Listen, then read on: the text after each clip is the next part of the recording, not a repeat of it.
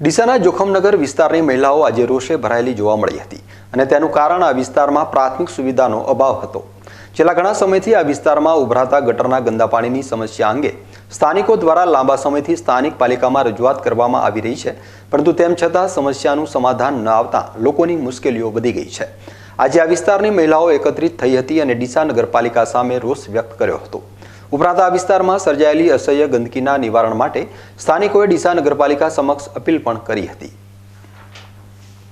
હાથ જોડીને કહે કે અમારે રોડ અને ગટર લાઈન જોવે અને અમારે કોઈ પગમ હેડી નહીં કહેતા તો કોઈ રિક્ષા આવવા હોય મંજૂર નથી કે અમે 200 રૂપિયા ભાડું લેશે તો અમારે રિક્ષા છે, છોકરો વહેલા મળે, કોઈ ડિલિવરીનો કેસ છે, અમારે રોડ ઉતી ચમચમ પકાવવાનું કોઈ હેડો તમે નગરપાલિકામાં અમે રજૂઆત કરી હતી।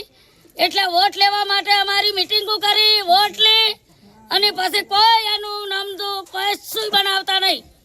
ગટર ને રોડ માટે મેં માંગણી કરી છે। રસ્તામાં કીચડ થાય છે, મચ્છર કેટલા બધા થાય છે। અમે નગરપાલિકામાં રજૂઆત કરી છે તોય કંઈ સાંભળતું નથી। આજકાલ કરે જાય છે નગરપાલિકા। હવે નહીં સાંભળે તો અમે ત્યાં જઈને બેસી જઈશું બસ। અત્યારે કેવી હાલત છે અહીંયા તમારા સોસાયટી? અત્યારે બહુ કીચડ છે, કીચડ ને મચ્છર કેટલા થાય છે। રિક્ષાવાળાએ નથી આવતા, ક્યાં જવું કરવું હોય તો અમને બહુ તકલીફ પડે છે। મહેરબાની કરીને ગટર ને રોડ અમને પહેલા માંગણી કરીએ બસ, બીજું અમારે કાંઈ જોઈતું નથી। હું નગરપાલિકાને એટલું નિવેદન કરું છું કે મારી આ સોસાયટીમાં નથી ગટર કે નથી રોડની સુવિધા।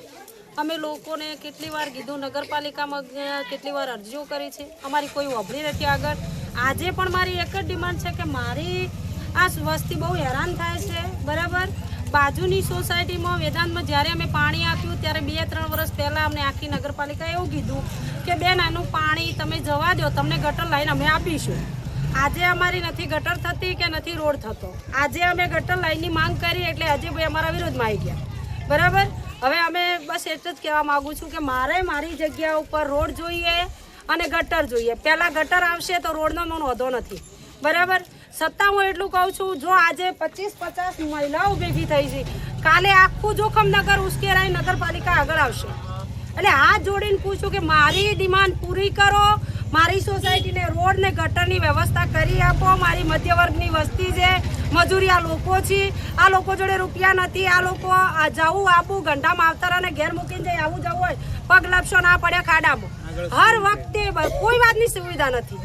એટલે સાહેબ હું મહેરબાની કરી હાથ જોડીને તમને કહું છું કે મને એક જ ગટરનો નિકાલ કરી આપો, બાકી રોડ તો પછી થવાનો જ છે।